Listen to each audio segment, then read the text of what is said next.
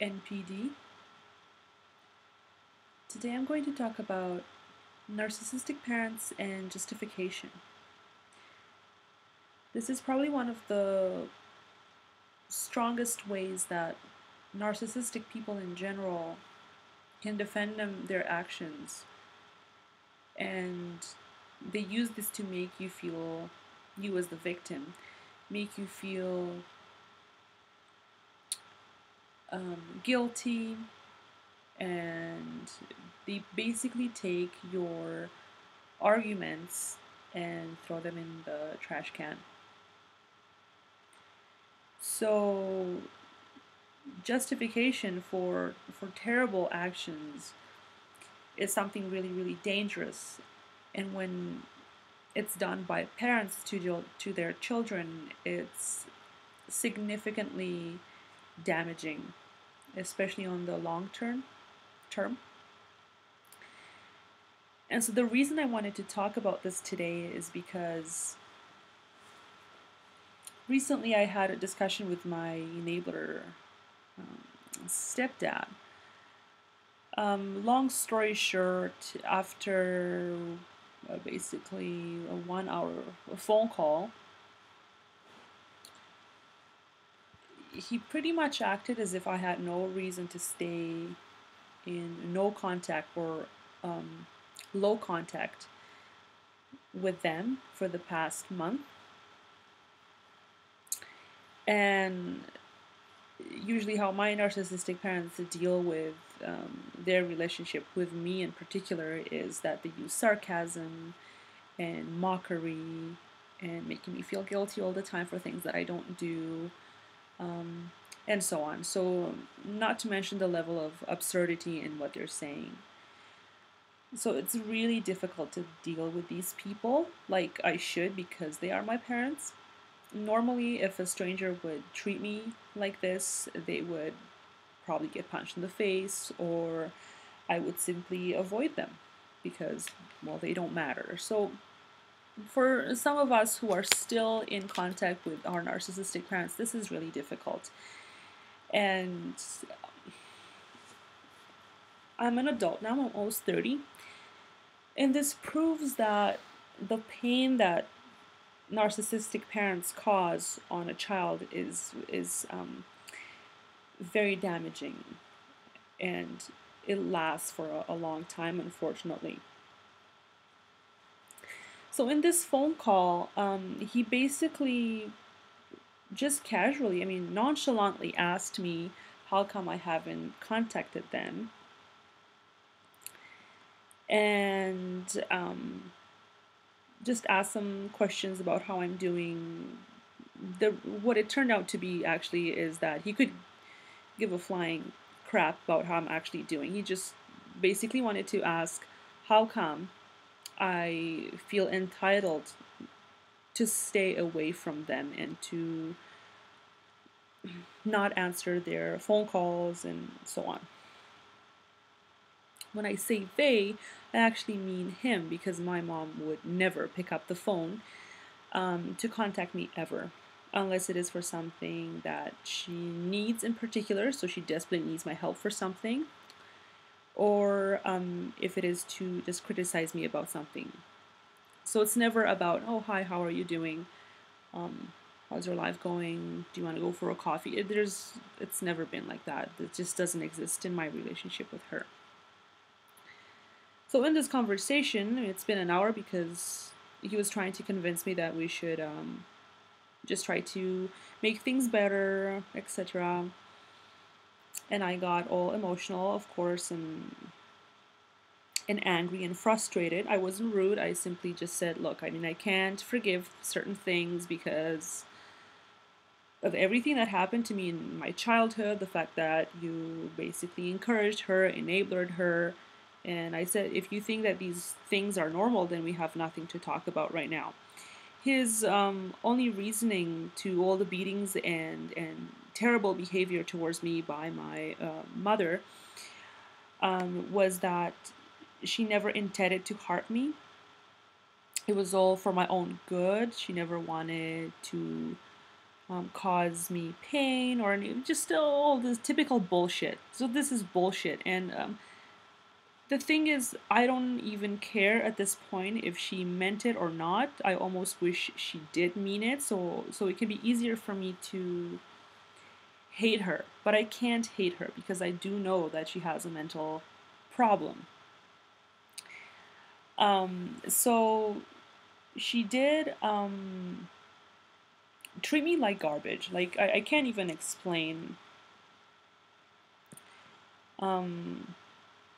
Forced me to go into a career that I didn't want, and so on. So his reasoning was that I was forced and beaten up and everything to do this career because she really wanted to do it for herself, but she couldn't. So then she forced me to do it. And he actually said that this is, this is obviously the reason, and she wanted me to become what she couldn't. And I was like, well, do you honestly think this is okay to say? Like, do you think this is normal? I mean, I'm glad you agree with it, but like, how can you hear yourself speak this out loud and then continue with it? He saw no problem with it. There was no problem there. So he thinks it's completely fine that I was treated like a bag of shit. He thinks it's okay if my mom treats me as an extension of herself. He does not see me for who I am. Like, I simply don't have my own personality. I'm just a chunk of my mother, and that's all that matters. And at this point, they're shocked that I don't do what they want, or I don't behave exactly what they want. What's weird to me is that I actually did do exactly what they wanted me to do. I ended up behaving exactly like they wanted me to do. So I've played their mind games exactly how they wanted them to go. But this is what happens when you live with a narcissistic person. They always change the rules, and you try to follow them, you try to please them, you shut up to stay in your safe zone, and no matter how much you try to please them, they always change the rules and they push your limits, and then you basically end up being depressed and seeking therapy. Once you seek therapy, they use that against you because of all of them, you are the one going to therapy. So of course, the fact that you're seeking psychological help means that you are the one with the problems. And so it helps them reinforce the fact that they are right. And so coming back to the justification, not only did he justify the beatings for an absurd reason, not only did he justify just everything terrible that she did, but I also told him, look, I mean, even to this point, she just says horrible things about me, just into my face, through texts, through whatever she can. And so I asked him, do you think this is normal that my own mother treats me like this? And his answer was, well, yeah. Your mother will always have the right to say these things to you. She's only speaking the truth.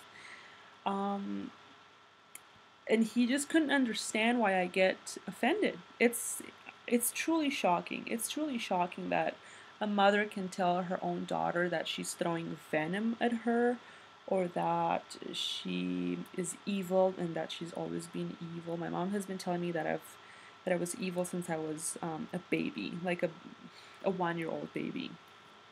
She said I never wanted to hug her or kiss her, or it's really weird because until recently I did think that maybe I have the problem.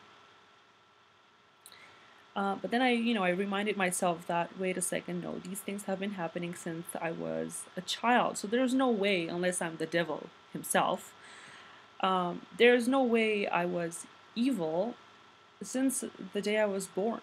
It's impossible that I was evil when I was 6 years old and I was receiving beatings and hateful words. There's no way I was evil the following year, when I was being treated with sarcasm and pushed away and punished and given the silent treatment. So in a way, I mean, now I'm becoming more aware that I'm not the one who's crazy. Um, the fact that he says, she never intended to harm you. She never did anything to hurt you. It was all for your own good. It was because she loves you. Like, how does that even matter? It doesn't matter. I mean, I could maybe think that someone has a finger infection and I'm going to cut their entire arm just because I think it might be better for them without actually um, putting more thought into it. So if you hear that, if someone hurts you and then they say, I won't apologize because I did it for your own good, that is nonsense. It would have been different if he said, she feels really terrible about it. She can't wait to apologize to you. She feels she can't live with herself for what she did, and she promises that from now on things will get better, and she really wants the two of you to have a good relationship. Even in that case, a normal person would say, no thanks, I've suffered enough. But no, he proceeds to say, that's fine, she doesn't need to apologize. In fact, I should apologize for being an asshole. He thinks she has all the entitlement for treating me like garbage. And so on. I mean, it's just a bunch of nonsense and bullshit and absurdity to the highest of levels. It's ridiculous. Then he proceeds that let's erase everything. Let's forget about everything that happened between us. All the hate. Basically, what he was saying with that was that I think you're full of shit anyway, but I'll forgive you. Like, they have something to forgive me for. I have done nothing wrong. The only thing that I've done is, in a way, try to fight back by not staying in contact with them, by telling them, look what you did to me. That's the only thing I did bad. I guess I wouldn't consider that bad. That's the only thing I did something that they didn't like. And so after he said that, he said, let's just erase everything and forget about things. And he basically wants me to forget all the shit that I've been through so we can start all over again. Which means that in the future, she will go back to doing shit to me again, and I have to put up with it.